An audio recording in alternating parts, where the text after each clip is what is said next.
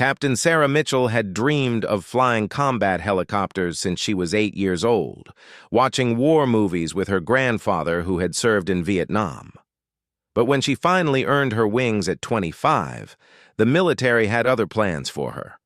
The year was 2008, and despite her exceptional skills and top marks in flight school, she was assigned to medical evacuation duties instead of combat operations. "Women don't belong in direct combat roles," Colonel Harrison told her during their first meeting at Forward Operating Base Phoenix in Afghanistan.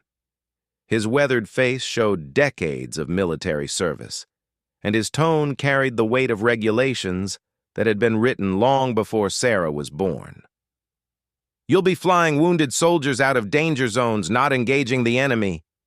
Sarah bit her tongue and nodded respectfully. Though inside she burned with frustration.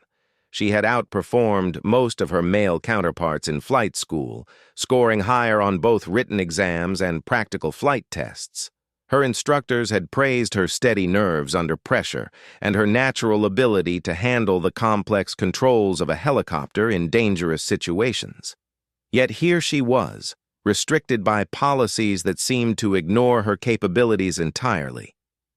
The medical evacuation missions were important work, and Sarah threw herself into them with dedication. She flew a modified Black Hawk helicopter equipped with medical equipment, racing into hostile territory to retrieve wounded American and Allied soldiers. Each mission was dangerous in its own way, as enemy forces often targeted medical helicopters despite their clearly marked red crosses. During her first month at the base, Sarah proved her worth repeatedly. She successfully completed 23 evacuation missions, often flying into areas where ground fire was heavy and landing zones were barely large enough for her helicopter's rotors. Other pilots began to take notice of her skill and calm demeanor under pressure. One particular mission stood out from the rest. A convoy of Marines had been ambushed 15 miles from the base, and 3 soldiers were critically wounded. The landing zone was hot, meaning enemy fighters were still in the area and actively shooting at anything that moved. Most pilots would have waited for air support to clear the area first, but the medical officer reported that one of the wounded Marines had only minutes to live without immediate surgery. Sarah made the call to go in alone. Flying low and fast, she approached the convoy's position while bullets pinged off her helicopter's armored hull. Her co-pilot, Lieutenant James Rodriguez, watched the ground nervously as Sarah brought them down in a perfect landing despite the chaos around them. Medics loaded the wounded Marines in record time, and Sarah lifted off just as rocket-propelled grenades began exploding near their position. All 3 Marines survived, and word of Sarah's heroic rescue spread throughout the base. Soldiers who had initially questioned whether a woman belonged in a war zone began to respect her abilities. But the praise came with a bitter irony. The more successful she became at medical evacuations, the more convinced her superiors became that she should stay in that role. The restrictions chafed at Sarah more each day. She watched male pilots with less experience than her flying attack helicopters and engaging enemy forces directly. They returned from missions with stories of successful strikes against insurgent positions, while Sarah was limited to picking up the pieces afterward. The policy seemed designed to keep women away from the actual fighting, even though her medical evacuation missions often put her in more danger than many combat flights. 3 months into her deployment, everything changed. Intelligence reports indicated that a large group of Taliban fighters was planning a major attack on a remote outpost called Firebase Delta.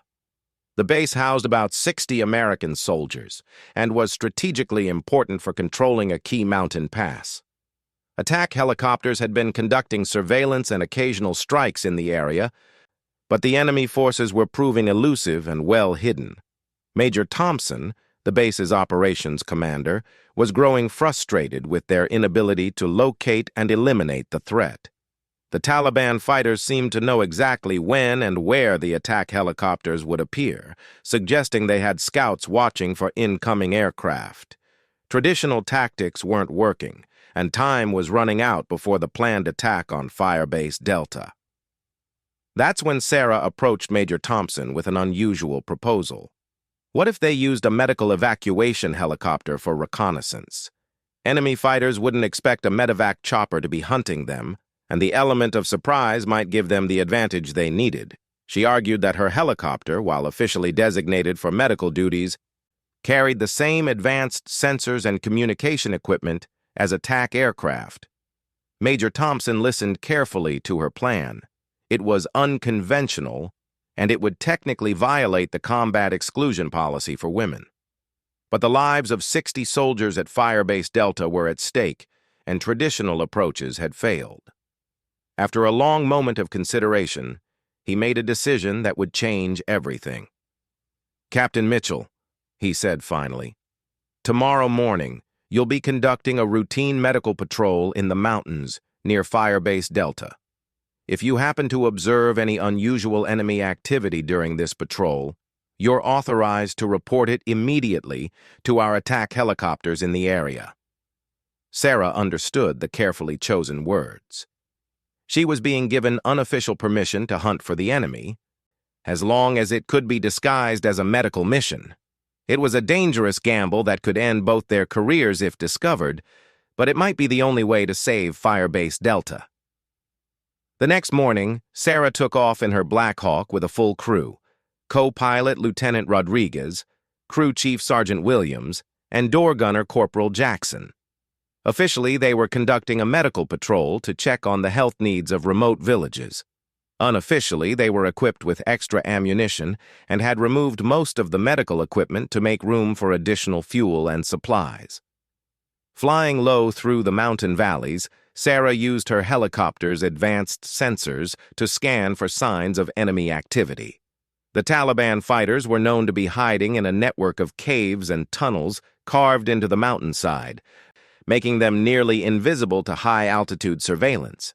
But Sarah's low-altitude approach and unexpected presence in a medical helicopter gave her access to areas that attack aircraft couldn't safely patrol. For 3 hours, they searched the rugged terrain without success. Then, as they rounded a particularly steep mountain ridge, Sergeant Williams spotted something unusual through his binoculars. Partially concealed beneath camouflage netting, a series of vehicles were hidden in a narrow canyon.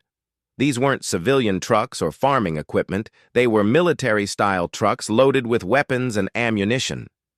Sarah carefully maneuvered her helicopter to get a better view while staying hidden behind the ridgeline. Through her aircraft's sensors, she could see that the canyon contained much more than just a few trucks. There were at least 40 vehicles, including several that appeared to be mounting heavy weapons. Dozens of armed men moved between the vehicles, clearly preparing for something big. This was the staging area for the planned attack on Firebase Delta. The intelligence estimates had been wrong. Instead of a small group of fighters, they were facing a force large enough to overwhelm the outpost through sheer numbers. Sarah immediately radioed back to base with her coordinates and observations, requesting immediate air support. But when the response came back, it carried devastating news. All available attack helicopters were engaged in another operation 50 miles away and wouldn't be able to respond for at least 2 hours. The fixed-wing aircraft that might normally handle such a target were grounded due to weather conditions at their base. Firebase Delta was on its own, and the enemy force would likely move out before any conventional air support could arrive. Sarah stared at the canyon full of enemy vehicles and fighters, knowing that 60 American soldiers were about to face an overwhelming attack. Her medical evacuation helicopter wasn't designed for combat, and engaging such a large enemy force would violate every regulation in the book. But sometimes the right thing to do and the legal thing to do weren't the same. She keyed her radio and spoke to her crew. "Gentlemen, we have a choice to make." Lieutenant Rodriguez looked at Sarah with understanding in his eyes. He had served with her long enough to know what she was thinking, and he could see the same determination that had driven her through every dangerous medical evacuation. "What's the plan, Captain?" Sarah studied the enemy positions through her helicopter's targeting system. The canyon was narrow, with steep walls on both sides that would limit the enemy's ability to maneuver or escape. The vehicles were clustered together in 3 main groups, making them vulnerable to concentrated attack. But her Black Hawk wasn't an attack helicopter. It carried only the standard defensive weapons that all medical evacuation aircraft were equipped with. "We have 2 door-mounted machine guns and about 3,000 rounds of ammunition," she said, thinking out loud. "Not much against 40 vehicles and 100 fighters, but it might be enough to disrupt their operation long enough for Firebase Delta to prepare defenses." Sergeant Williams, the crew chief, spoke up from his position at one of the door guns. "Captain, I've been in situations like this before. If we're quick and smart about it, we can cause a lot more damage than they'll expect. They're not ready for an attack right now. They think they're hidden." Corporal Jackson nodded agreement from the other door gun position. "Those trucks are loaded with ammunition and fuel. If we can hit the right targets, secondary explosions could take out multiple vehicles at once." Sarah appreciated her crew's willingness to follow her into danger, but she needed them to understand the full implications of what she was proposing. "If we do this, we're violating direct orders and military policy. We could all face court-martial, and I could be the first female pilot to be convicted of insubordination in combat." "With respect, Captain," Rodriguez said quietly, "those 60 soldiers at Firebase Delta didn't write the policies that keep women out of combat roles. They're depending on us to do whatever it takes to save their lives." The decision crystallized in Sarah's mind. She had sworn an oath to protect American lives, and that oath mattered more than regulations written by people who had never faced life-or-death situations in combat. "All right, here's what we're going to do." Sarah outlined her plan quickly but thoroughly. They would approach the canyon from the south, flying low and fast to minimize the time enemy fighters would have to react.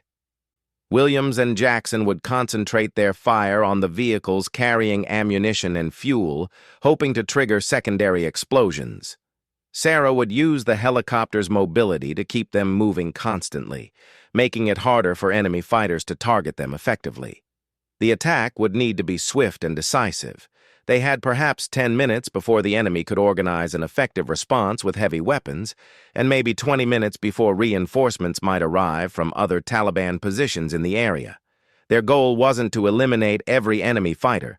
That would be impossible with their limited firepower, but to destroy enough vehicles and supplies to delay or prevent the planned attack on Firebase Delta. As Sarah prepared to begin the attack run, she radioed Firebase Delta to warn them of the incoming threat and advised them to prepare defensive positions. The base commander's response was immediate and grateful. They had been completely unaware of the approaching danger and would have been caught off guard by the attack. "Black Hawk 7-7, this is Firebase Delta," came the radio response.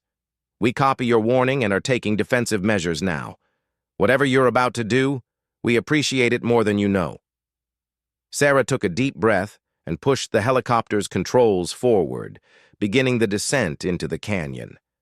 The Black Hawk dropped rapidly, skimming just above the canyon floor as it approached the first group of enemy vehicles. Through her headset, she could hear Williams and Jackson preparing their weapons and calling out targets. The first burst of machine gun fire caught the Taliban fighters completely by surprise. Williams opened up on a truck loaded with ammunition boxes, his bullets sparking off metal and then igniting the volatile cargo in a spectacular explosion. The blast knocked several nearby fighters to the ground and sent shrapnel flying in all directions. Jackson targeted a fuel truck, and his accurate fire quickly turned it into a raging inferno. The burning fuel spread to 2 other vehicles parked nearby, creating a chain reaction of destruction. Within seconds, what had been an orderly staging area became a scene of chaos and confusion. Sarah banked the helicopter hard to the right, avoiding return fire from enemy fighters who were finally beginning to respond to the attack. Bullets whined past the aircraft as she maneuvered between the canyon walls, using the terrain to protect her crew while giving them clear shots at their targets. "RPG!" Rodriguez shouted. pointing to an enemy fighter who was aiming a rocket-propelled grenade launcher at their helicopter.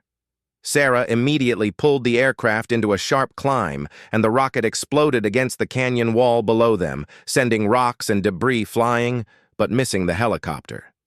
The attack continued for 8 intense minutes.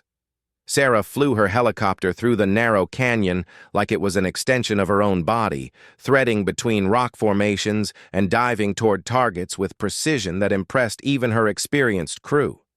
Williams and Jackson worked their guns methodically, targeting vehicles and supply dumps while avoiding firing at enemy fighters who might be taking cover behind civilian equipment. By the time they had made 3 complete passes through the canyon, the results were dramatic. 17 vehicles were either destroyed or severely damaged, including all of the trucks carrying heavy weapons. 3 major ammunition dumps were burning out of control, and the secondary explosions were still destroying equipment and supplies. The Taliban force that had been preparing to attack Firebase Delta was no longer an organized threat. But Sarah's helicopter hadn't escaped unscathed. Enemy return fire had damaged several systems, and fuel was beginning to leak from one of the main tanks. Warning lights flashed on the instrument panel, indicating that they needed to return to base immediately before the aircraft became unflyable. As they climbed out of the canyon, Sarah's radio crackled with an incoming message from base operations. Black Hawk 7-7, this is base operations. We're showing multiple explosions in your area. What's your status? Sarah hesitated for a moment, knowing that her next words would determine the consequences she and her crew would face. Base operations. This is Black Hawk 7-7. We encountered enemy activity during our medical patrol and took defensive action. Request immediate return to base for emergency maintenance. The radio was silent for a long moment before the response came back. Black Hawk 7-7, you are cleared for immediate return. Medical teams and maintenance crews are standing by. During the flight back to base, Sarah's crew was unusually quiet. They all understood that they had just participated in something that would likely change their military careers forever. They had successfully prevented a major attack on American forces, but they had also violated regulations that had been in place for decades. Rodriguez finally broke the silence. Captain, I've been flying for 8 years, and I've never seen anyone handle a helicopter in combat like you did back there. Those regulations about women not being suitable for combat roles are clearly written by people who have never seen you fly. Williams added his agreement from the crew compartment. Ma'am, what we did today saved 60 American lives. I don't care what the paperwork says. That was the right thing to do. As they approached their home base, Sarah could see that word of their mission had already spread. Ground crews were waiting on the flight line, and several officers were standing near the operations building watching their approach. She wondered if they were gathering to congratulate her or arrest her. The helicopter touched down gently, despite the damage it had sustained, and Sarah shut down the engines with a sense of both relief and apprehension. Whatever consequences awaited her, she was satisfied that she had made the right choice when it mattered most. Major Thompson was the first person to reach the aircraft as the crew climbed out. His expression was unreadable as he approached Sarah, and she prepared herself for either commendation or court-martial proceedings. Captain Mitchell, he said formally, I need to see you in my office immediately. We have a lot to discuss. As Sarah walked toward the operations building, she noticed that soldiers throughout the base were stopping their work to watch her pass. Word had spread quickly about the mission, and she could see a mixture of admiration and curiosity in their faces. Some of the male pilots who had previously questioned whether women belonged in combat zones were now looking at her with obvious respect. In Major Thompson's office, Sarah found herself facing not just the base operations commander, but also Colonel Harrison and 2 other senior officers she didn't recognize. The atmosphere was tense, and she prepared herself for the difficult conversation that was about to take place. Colonel Harrison spoke first, his voice carrying the weight of military regulations and decades of established policy. Captain Mitchell? You were specifically ordered to conduct medical evacuation missions only. Today's action was a clear violation of those orders and of military policy regarding women in combat roles. Sarah stood at attention and responded simply, "Yes, sir. I understand the charges against me." But before Colonel Harrison could continue, Major Thompson interrupted. "Sir, if I may, I'd like to read from the message we just received from Firebase Delta." Major Thompson pulled out a printed message and began reading in a clear, steady voice. "To all concerned parties, at approximately 1400 hours today, Captain Sarah Mitchell and the crew of Black Hawk 77 saved the lives of every soldier at Firebase Delta through their heroic actions against overwhelming enemy forces. Without their intervention, our base would have faced a surprise attack by approximately 100 enemy fighters with heavy weapons." He continued reading from the message. "Captain Mitchell's tactical brilliance and extraordinary flying skills under fire prevented what would have been a catastrophic loss of American lives. Her crew destroyed or disabled 17 enemy vehicles, 3 ammunition dumps, and completely disrupted the planned attack. The undersigned soldiers of Firebase Delta recommend Captain Mitchell and her crew for the highest possible military honors." The message was signed by all 60 soldiers at the remote outpost, including the base commander. Colonel Harrison's expression had changed as he listened to the detailed account of the mission, and the 2 unknown officers were taking notes as Major Thompson read. One of the unfamiliar officers stepped forward and introduced himself. "Captain Mitchell, I'm General Patricia Wells from the Pentagon. I flew here immediately after receiving preliminary reports of today's mission. This is Colonel Martinez from the Judge Advocate General's office." Sarah felt her heart sink. Having a general and a military lawyer present suggested that the legal consequences of her actions were being taken very seriously. She prepared herself to accept whatever punishment was deemed appropriate for violating direct orders and military policy. General Wells continued, "Captain, what you accomplished today has forced some very important people to reconsider long-standing military policies. Your actions demonstrated tactical skill, courage under fire, and leadership that exceeded the performance of many officers with far more experience in combat roles." Colonel Martinez opened a folder and consulted several documents before speaking. "From a legal standpoint, Captain Mitchell did violate orders regarding her assigned duties. However, the doctrine of military necessity provides an exception when following orders would result in unnecessary loss of life. Given the circumstances and the outcome, we're recommending that no disciplinary action be taken." Sarah felt a wave of relief, but General Wells wasn't finished. "More importantly, Captain, your mission today has been briefed to the Secretary of Defense and the Joint Chiefs of Staff.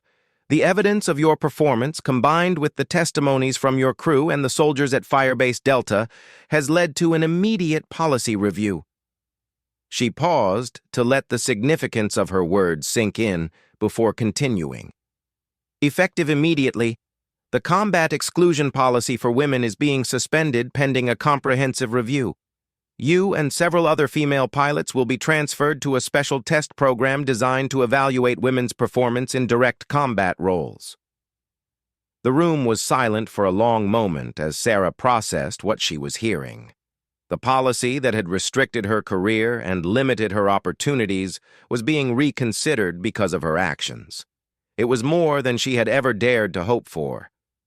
But it also meant taking on the enormous responsibility of proving that women belonged in combat roles. Colonel Harrison, who had opposed Sarah's participation in combat missions, spoke up unexpectedly. "Captain Mitchell, I owe you an apology. My opposition to women in combat roles was based on outdated assumptions rather than actual evidence. Your performance today exceeded that of any pilot under my command, male or female." General Wells outlined the details of the new test program. Sarah would be transferred to a special aviation unit that would conduct combat missions while being closely monitored and evaluated. Her performance would be documented meticulously, and the results would be used to determine whether the combat exclusion policy should be permanently eliminated. You should understand, Captain, that this program will be highly controversial, the general warned. You'll face scrutiny from military officials, politicians, and media that most pilots never experience. Some people will be hoping you succeed, while others will be looking for any excuse to prove that women don't belong in combat roles. Sarah thought about the pressure she would be under, knowing that her success or failure could determine the opportunities available to future generations of female military pilots. It was a daunting responsibility, but also an incredible opportunity to prove what she had always believed, that skill and courage mattered more than gender. "General Wells," Sarah said firmly, "I accept the assignment. I'll do whatever it takes to prove that qualified women can serve effectively in combat roles." Over the following weeks, Sarah's story spread throughout the military and eventually to the public. News outlets reported on the female pilot who had saved 60 soldiers by violating orders and engaging enemy forces despite being restricted from combat roles. The story sparked national debates about gender roles in the military and the effectiveness of policies that limited women's service. Sarah was transferred to the new test program at Fort Campbell, Kentucky, where she joined 5 other female pilots who had been selected for their exceptional records and skills. They were assigned to fly attack helicopters in realistic combat training scenarios, with every aspect of their performance being measured and documented. The training was intense and demanding. Sarah learned to operate the complex weapon systems of Apache attack helicopters, mastered new tactics for engaging enemy forces, and proved that she could handle the physical demands of extended combat operations. The other pilots in the program were equally dedicated, knowing that they were fighting not just simulated enemies, but also decades of prejudice and assumption. After 6 months of training and evaluation, the results were conclusive. The female pilots in the test program performed at levels equal to or exceeding their male counterparts in every measured category. They demonstrated superior accuracy with weapon systems, showed better decision-making under pressure, and actually had fewer accidents or safety incidents during training. The success of the test program led to rapid changes in military policy. Within a year, the combat exclusion policy was officially eliminated, and qualified women were allowed to compete for any military role based on their abilities rather than their gender. Sarah became one of the first female attack helicopter pilots officially assigned to a combat unit.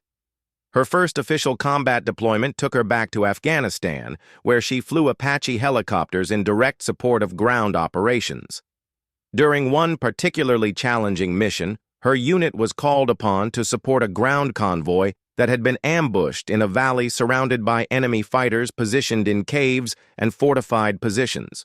The mission required precision flying in dangerous terrain while engaging multiple enemy positions simultaneously. Sarah's helicopter worked in coordination with ground forces and other aircraft to systematically eliminate enemy fighters while avoiding civilian casualties. Over the course of 3 hours, her unit successfully neutralized numerous enemy positions and allowed the convoy to escape safely. The after-action report noted that Sarah had personally engaged and destroyed enemy positions that had been responsible for attacks on coalition forces. Her accuracy with the helicopter's weapon systems and her tactical decision-making under fire were praised by both her superiors and the ground commanders she had supported. When reporters later asked about that mission, Sarah emphasized that her success was built on the foundation of excellent training and the support of skilled crew members and fellow pilots. She pointed out that gender had been irrelevant to her performance. What mattered was preparation, skill, and dedication to the mission. The changes in military policy that resulted from Sarah's initial actions at Firebase Delta had far-reaching effects. Thousands of qualified women gained access to military roles that had previously been closed to them, and the military as a whole became more effective by utilizing the full range of talent available regardless of gender. Sarah continued her military career, eventually becoming the commander of an attack helicopter squadron and mentoring young pilots of both genders. She never forgot the lesson she had learned that day in the mountains of Afghanistan, that sometimes doing the right thing required ignoring the rules, and that proving yourself under fire was worth any risk to your career. Years later, when she was promoted to colonel and took command of an entire aviation brigade, Sarah reflected on how much had changed since that day when she had been told that women didn't belong in combat roles. The military had evolved to recognize that courage, skill, and dedication were not limited by gender, and that the best way to protect American lives was to utilize the best people available for each mission. In her speech at the promotion ceremony, Colonel Sarah Mitchell spoke directly to the young women in the audience who were considering military careers. "The barriers that limited previous generations don't have to limit you," she told them.